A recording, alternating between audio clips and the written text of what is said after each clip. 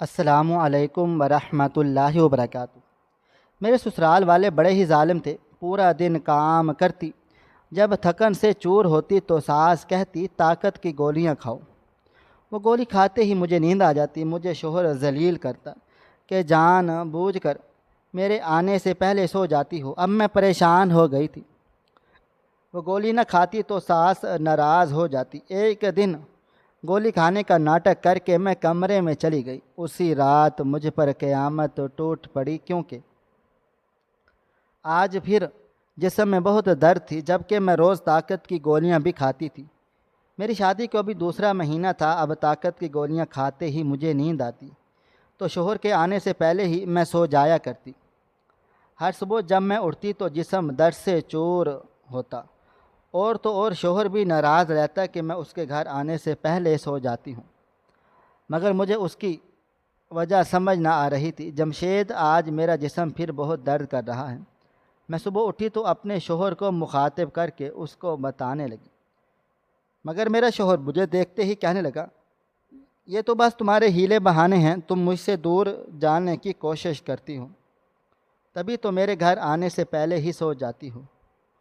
मैंने हैरत और बेयकीनी से शोहर की तरफ देखा था और उससे कहा कि मुझे नहीं पता मेरे साथ क्या हो रहा है। मैं जब ताकत की दवाइयाँ खाऊं तो तुम्हारी अम्मा मुझे खिलाती हैं। मुझे उसके बाद इतनी गहरी नींद आती है कि मैं अपने होश में नहीं रहती। इस बात पर मेरा शोहर यकदम भड़क उठा और कहने लगा, तुम मेरी माँ पर इल्ज़ाम लगा रही हो। मेरी माँ जानबूझकर तुम्हें ऐसी अद्वियात देती है कि तुम सोई रहो। तुम्हारी तो अपनी ही नींदें पूरी नहीं होती। मैं सर पकड़ कर बैठ गई। मुझे अपना कसूर कहीं दिखाई न दे रहा था, क्योंकि इसमें मैं खुद ही बेबस थी। महीना होने को आया था। मेरी सास ने बस एक ही ज़िद लगा रखी थी कि ये गोलियां खा लिया करो, तुम लोगों को औलाद भी जल्दी हो जाएगी। मेरा शोहर अपने घर का इकलौता बेटा था। मेरी सास को बहुत अरमान थे अपने पोता पोती देखने के, मगर वो ये बात समझने के लिए तैयार ही न थे कि अभी हमारी शादी को इतना वक्त ही ना हुआ था। अभी शादी को सिर्फ एक ही महीना हुआ था कि मेरी सास ने मुझे बातें करना शुरू कर दी कि तुम्हारे साथ जिस जिस की शादी हुई थी उन सब के यहाँ खुशखबरी है सिवाय तुम्हारे। मगर मैं अपनी सास को क्या बताती। एक रोज़ मेरी सास न जाने किस क्लिनिक से अद्वियात ले आई और मुझे कहने लगी, इसको खाने से तुम्हारे वजूद में ताकत आएगी। मगर सास अपना रवैया न देख रही थी। वो मुझसे सारा दिन घर का काम काज करवाती। एक रोज़ मेरी बड़ी नंद घर आई तो थकावट से चूर अभी बैठी ही थी, जब नंद मुझसे कहने लगी, क्या बात है भाभी, इतनी थकी थकी क्यों हैं? घर के काम तो सभी लोग करते हैं, हम तो इतना नहीं थकती। और तुम्हारे घर पर तो नंदों का बोझ भी नहीं है। हमारे सर पर तो नंदे आकर बैठी हुई हैं, हमें तो कभी इतनी थकावट नहीं हुई। मैं खामोशी से अपनी नंद की बात सुन रही थी। मुझे पता था कि मुझे ताना मार रही है, मगर उस वक़्त उसको कुछ कहने की पोजीशन में न थी, तभी मैं खामोश रही। मगर जैसे ही मेरी नंद ने मेरी सास को इशारा किया, मैं उसे इशारे को समझ न पाई और कहने लगी, अम्मा, भाभी को इसी क्लिनिक से ताकत की दवाइयाँ क्यों नहीं ला कर देती जो तुमने मुझे ला कर दी थी। वो दवाई बहुत कारआमद हुई थी। मैं हैरत से अपनी नंद को देखने लगी, क्योंकि मुझे कोई दवाई नहीं खानी थी। मैं किसी सूरत बगैर वजह के दवाई न खा सकती थी। मैंने अपनी नर्स से कहा, नहीं, मुझे इसकी ज़रूरत नहीं है, मैं बिल्कुल ठीक ठाक हूँ और भला दवाई क्यों खाऊं, वैसे ही कुछ देर आराम करूँगी तो ठीक हो जाऊँगी। अरे भाभी, तुम समझ क्यों नहीं रही, इसे तुम्हें हमल भी जल्दी हो जाएगा और फिर तुम देखना, तुम जल्दी माँ बन जाओगी। मैं खामोश हो गई। मुझे इस घर में अजीब सा महसूस होता, जैसे कोई राज हो जो कम अज़ कम मुझे दिखाई न दे रहा था। मैं बिल्कुल खामोश हो गई और मैंने सोच लिया कि मैं सास की दी हुई दवाइयाँ नहीं खाऊंगी, फिर चाहे कुछ भी हो जाए। मेरा नाम मरियम है। मैं अपने माँ बाप की अकलौती औलाद थी, लाडो प्यारों में पली बड़ी। कभी किसी की ना तो कोई बात सुनी और ना ही किसी के मामलात में दखल अंदाजी दी थी। हमेशा अपने काम से काम रखा। अम्मा अब्बा की चाहत ठीक है मेरी शादी हो जाए, और वो भी अपनी ज़िंदगी में मुझे ब्याह देना चाहते थे। अम्मा की सहेली ने जुनैद के रिश्ते के बारे में बताया। जुनैद अम्मा को बहुत अच्छा लगा। अम्मा मुझे कहने लगी कि लड़का बहुत अच्छा है, घर बार भी अच्छा है, 2 बहनें 1 भाई है, यकीनन लाडला होगा। और फिर तुम लाडली हो, भाभी बन के रहोगी तो तुम भी अकलौती हो। मैं बस यही चाहती हूँ कि तुम जहाँ भी रहो खुश रहो, तुम पर कोई आफत ना आए। मैंने अम्मा से कहा, अम्मा आप लोग मेरी शादी क्यों करना चाहती हैं जबकि मैं यहाँ पर खुश हूँ। अम्मा कहने लगी, ऐसे नहीं कहते, बेटियों को तो शादी करके जाना ही होता है। मैं भी तो शादी करके आई थी तुम्हारे बाबा के साथ। मैंने अम्मा से कहा, अम्मा काश मुझे ही मेरा शोहर मेरे बाप के जैसा मिले। अम्मा मुस्कुराने लगी और कहने लगी, हर बेटे की यही ख्वाहिश होती है कि तुम्हारे बाप ने मेरे बाप के जैसा बन के दिखाया, अब खुदा करे कि तुम्हें भी तुम्हारे बाप के जैसा शोहर मिल जाए। मैंने अम्मा से कहा, अम्मा हर मर्तबा ऐसा इत्तेफाक नहीं होता। तभी अम्मा एकदम तड़प उठे और कहने लगे, मुँह से अच्छी बातें निकालते हैं, क्या पता कौन सा वक़्त कबूलियत को हो। मैंने अम्मा से कहा, माँ फ़िक्र ना करें, मेरे मुंह से निकली हुई कोई भी बात पूरी नहीं होगी। मुझे उम्मीद है कि मुझे मेरे बाबा के जैसा शोहर मिल जाएगा। मगर अम्मा के दिल में न जाने क्यों एक डर सा बैठ गया था। वो हर बार यही कहती हूँ कि मुझे पता नहीं क्यों अजीब सा डर लगता है जब मैं तुम्हारी शादी का सोचती हूँ।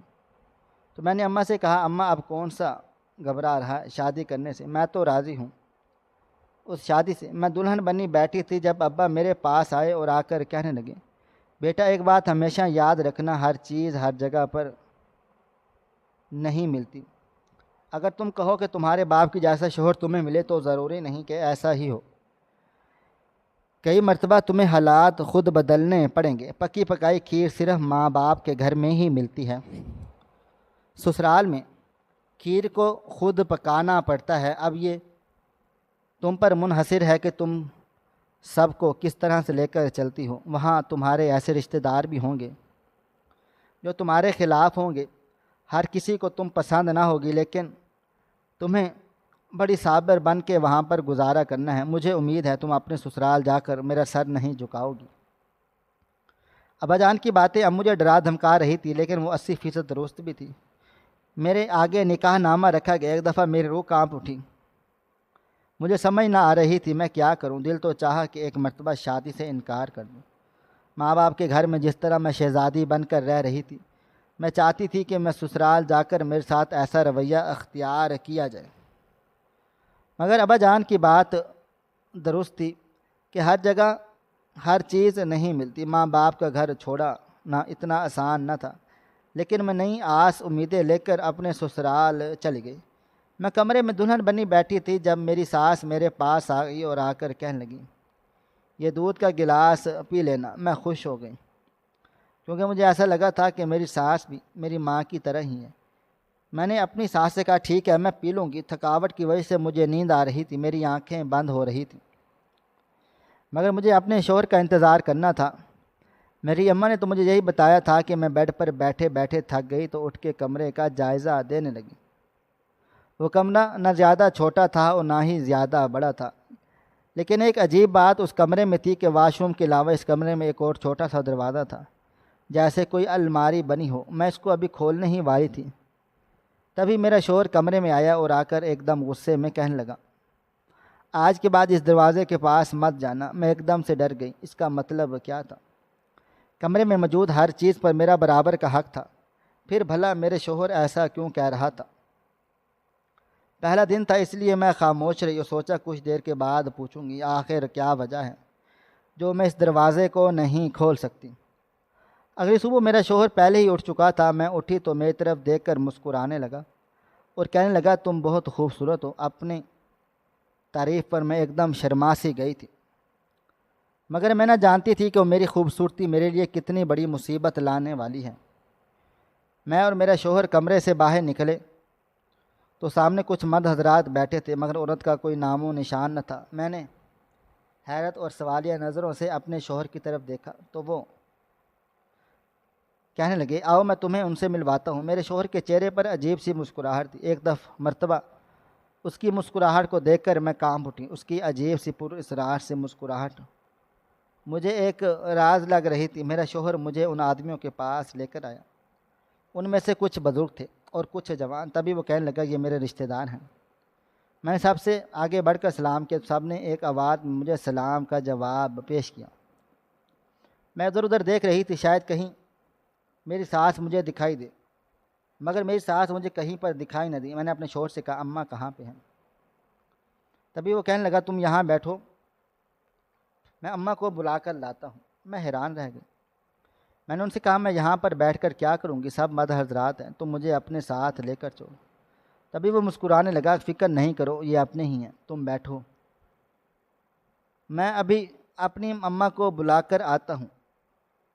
वो ज़बरदस्ती मुझे इन मर्दों के सामने बिठाकर अम्मा को बुलाने चले गए। आधा घंटा गुजर चुका था, मगर अभी तक न मेरी सास आई और ना ही मेरा शोहर। अब तो वहाँ बैठकर उन मर्दों के अजीब नज़रों को देख देख कर मैं थक हार चुकी हूँ। तभी अचानक अपनी जगह से उठी और अपने कमरे में चली गई। मुझे रोना आ रहा था अपनी बेबसी पे। न जाने मेरा शोहर कहाँ चला गया था। मुझे देख 5 मिनट का कहकर आधा घंटा हो चुका था, अभी तक मेरा शोहर वापस ही नहीं आया था। थोड़ी देर गुजरी के दरवाज़ा खटकने की आवाज़ आई। मेरी रूह एकदम से कांप उठी। न जाने कौन था जो दरवाज़ा खटखटा रहा था। तभी ये बाहर से एक लड़की की आवाज़ आई, भाभी मैं अंदर आ जाऊँ? मैंने सूखा सांस लिया। ये मेरी बड़ी नंद थी। मैंने उससे कहा जी जी आ जाए। वो अंदर आई। मैंने उसको देखा, उसने अजीब सा लिबास पहनकर रखा हुआ था, इतना चमकीला लिबास, मगर मुझे उससे क्या लेना देना। तभी मैंने सर झटका और उसकी तरफ मुस्कुरा कर कहा आओ बैठो आकर। तभी वो कहने लगी भाई गुस्सा हो रहे हैं, वो आपको मेहमानों के पास बिठाकर चले गए थे और आप उठकर अंदर आ गई।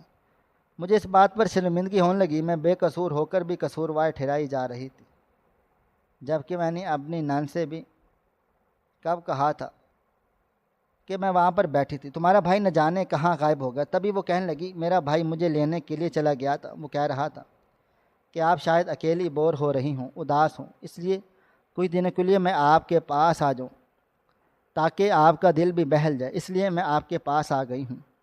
चलो भाई बाहर बुला रहे हैं। मैं बाहर निकली तो घर में एक अजीब सा रश था। शादी तो हो चुकी, फिर भला रश किस बात का था, क्योंकि हमारे घर में ऐसा कोई रिवाज न था कि हमारे घर में शादी का फंक्शन होते ही मेहमान चले जाया करते।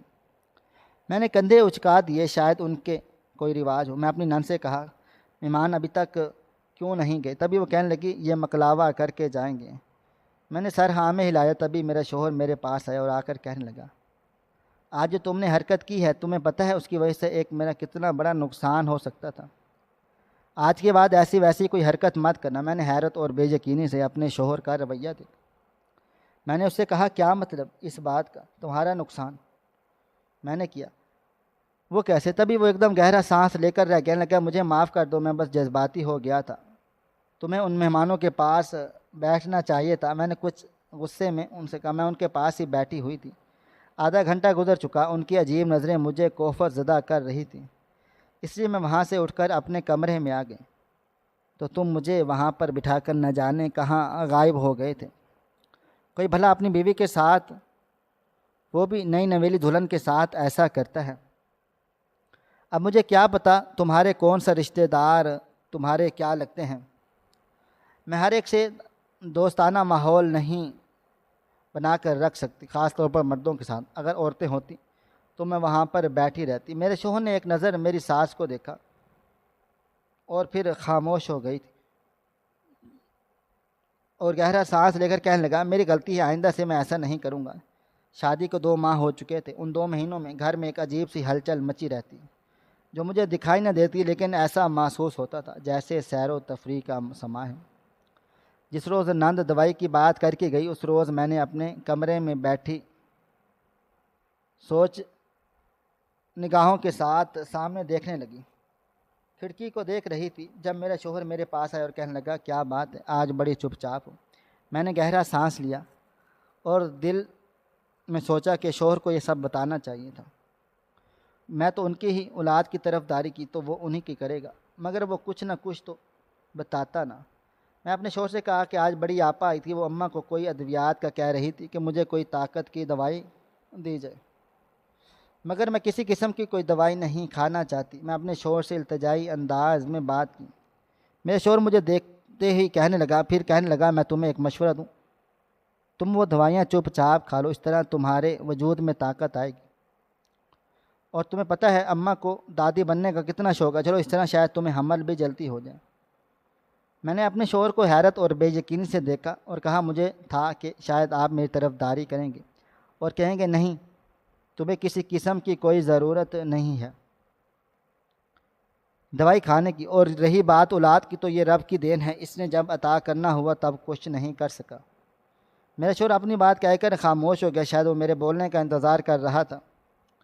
मैंने अपने शोहर से एक मरतबा कहा, न जाने वो दवाइयाँ कैसी होंगी, मुझे नहीं खानी वो दवाइयाँ। मुझे मेरे शोहर ने, तुम्हारा कितना ख्याल रखती हूँ, तुमसे इतना मोहब्बत करती हूँ, अरे इन्हें क्या पड़ी है, वो तो तुम्हारे लिए भी कह रही हैं, सारा दिन काम काज करके थक हार जाती हो, चलो ताकत की दवाई खाओगी तो तुम्हें भी कुछ आराम मिलेगा। मगर तुम तो मेरी ही माँ को गलत समझने लगी। मैंने अपने शोहर से कहा, नहीं, मैं ऐसा कुछ गलत नहीं कह रही, मैं तो बस ये कह रही हूँ कि मुझे दवाइयाँ नहीं खानी। तभी मेरा शोहर एकदम से भड़क उठा और कहने लगा, तो तुम्हें अगर कोई दवाई नहीं खानी तो मत खाओ, आज के बाद मैं अम्मा से कह दूँगा कि तुम्हें कुछ ना कहें, आज के बाद मेरी माँ तुमको कुछ भी ना कहेगी। मैं खामोश हो गई और अपने शोहर से कहा, तुम सास से कोई बात ना करोगे। मेरा शोहर गुस्से में देखकर बाहर चला गया। अब मुझे मजबूरन अपनी सास की दी गई दवाइयाँ खानी पड़ रही थी। मैं जब भी वो दवाई खाती तो मुझे नींद का ऐसा दौरा पड़ता कि सुबह ही मेरी आँख खुलती। शोहर की तरफ देखती तो वो भी खफा खफा सा लगता। जब शोहर से पूछती क्या हुआ, मूड क्यों ऑफ है, तभी वो कहता, तुम जानबूझ कर आने से पहले मेरे सो जाती हो, न चाहती हो ही नहीं कि मैं इस घर को औलाद मिले। अरे मेरी माँ की एक ही तो ख्वाहिश थी और वो भी तुम पूरी नहीं कर सकती। अगर तुम मेरी अम्मा की पसंद ना होती तो आज अपने घर पर होती, क्योंकि मैं अपनी माँ की ख्वाहिश को पूरा करने के लिए कुछ भी कर सकता हूँ। अपने शोहर का ऐसा रवैया मुझे परेशान कर गया। ये तो रोज़ का मामूल बना जा रहा था। मैंने अपने शोहर से कहा कि मैं ये सब जानबूझ के नहीं करती। मेरे शोहर मुझे कहने लगा, तुम्हें एहसास भी है कि मेरी अम्मा तुम्हारा कितना ख्याल रखती है, और एक तुम हो, मैंने अम्मा से क्या देना है कि आज के बाद तुम्हें कोई दवाई ना खिलाएं। मैं सर पकड़ के बैठ गई। मैं अपने शोहर को कहती कुछ हूँ और ये करता कुछ और है। मेरा शोहर मुझे कहने लगा, आज के बाद अम्मा अगर कुछ भी दे तो उनके मुंह पर दे मान और कहना मुझे नहीं चाहिए। शोहर की ऐसी बातें मुझे अब जहनी मरीज़ा बना रही थी। इस पर मेरा वजूद ऐसे चूर था जैसे न जाने कितनी ही मुशक्क़त हो। मैंने अपने शोहर को ये बात भी ना बता सकती, यकीनन वो इसका गलत मतलब लेता। मेरे ससुराल वाले बड़े जालिम थे। पूरा दिन काम काज करती, जब थकन से चूर होती तो सास कहती ताकत की गोलियां खाओ, और वो गोली खाते ही मुझे नींद आ जाती। शोहर सुबह जलील करता, जानबूझकर मेरे आने से पहले सो जाती हूँ। अब मैं परेशान हो गई, वो गोली ना खाती तो सास नाराज़ हो जाती। एक दिन गोली खाने का नाटक करके कमरे में चली गई। उसी रात मुझ पर क़यामत टूट पड़ी, क्योंकि सास और शोहर दोनों मिलकर मेरा गलत इस्तेमाल कर रहे थे। मेरे कमरे में मेरे शोहर के अलावा एक और मर्द आया और उसने कुछ पैसे मेरे शोहर के हाथ में पकड़ा दिए। सब मैं अपनी हल्की आंखों खोल कर देख रही थी। मेरे शोहर ने वो पैसे पकड़े और अजीब सी मुस्कुराहट सजाए कमरे से बाहर चला गया। मेरी सास भी मेरे शोहर के साथ चली गई और वो लड़का मेरे पास आने लगा तो मेरे पैर तले से ज़मीन निकल गई। समझ नहीं आ रहा था कि अपनी जगह से उठ जाऊं या इंतज़ार करूं, आखिर वो करेगा क्या। मगर जैसे ही उसने मेरे ऊपर से कंबल उतारा, अब तो मेरी बस हो गई। मुझे खौफ महसूस होने लगा और वो जैसे जैसे मेरा पास आ रहा था वैसे वैसे मेरा दिल दहलता जा रहा था। तभी मैं यकदम उठी और उसका गिरेबान पकड़ लिया। तुम कौन और यहाँ पर क्या कर रहे हो? शोर की आवाज़ सुनकर मेरे शोर और सास भी कमरे में आ गए। मेरे शोर कहने लगा, तुमने वो दवाई नहीं खाई क्या जो अम्मा ने तुम्हें दी थी? मैं सब माजरा समझ चुकी थी। मैंने उस लड़के से कहा, तुम कौन हो, मुझे साफ साफ बता दो। वो लड़का कहने लगा कि मैंने आज रात के लिए सिर्फ पैसे दिए हुए हैं उस आदमी और उस औरत को, तभी मैं तुम्हारे पास हूँ। पिछले मैं कई दिनों से तुम्हारे पास आ रहा हूँ और तुम्हें खबर भी नहीं होती। मैं सारा मामला समझ गई। मेरे शोहर और मेरी सास के रंग एकदम से उड़ गए। तभी मैंने अपनी सास की तरफ देखा और कहा, तुमने जो मेरे साथ किया इसकी सज़ा तुम्हें मिलकर रहेगी। मेरी सास यकदम कहने लगी, अरे तुम कौन सा इतनी बड़ी अफसर लगी हो, मैं अपने बेटे से कहती हूँ तुम्हें तलाक दे और तुम अपने घर चले जाओ। मगर मेरे चेहरे पर अब की मर्तबा मुस्कुराहट थी, वो मेरी मुस्कुराहट को देखकर एकदम परेशान हो गई। मैंने तो उनका सारा राज पलट दिया। मैंने अपनी सास से कहा, तुम जानती हो मैं कौन हूँ? वो कहने लगी, कौन हो तुम? मैंने उसे कहा, मैं सीक्रेट एजेंट हूँ। बहुत अरसे से इस घर के बारे में अजीब वाक़यात सामने आ रहे थे और मुझे इसी मिशन के लिए यहाँ पर भेजा गया कि मैं तुम लोगों का राज फाश कर सकूँ। मगर इसके लिए मुझे तुम्हारे बेटे से निकाह करना पड़ा। मैंने तुम्हारे बेटे से निकाह किया, मगर अल्लाह की करनी ऐसी हुई कि तुम्हारा बेटा एक मतलब भी मेरे पास ना आया। जब नेक नीयत हो तो रब भी सहारा बन जाता है। वक़्त का काम है गुज़रना, वो गुज़र ही जाता है। मैंने ये 2 महीने बहुत मुश्किलों से गुजारे तुम्हारे घर में।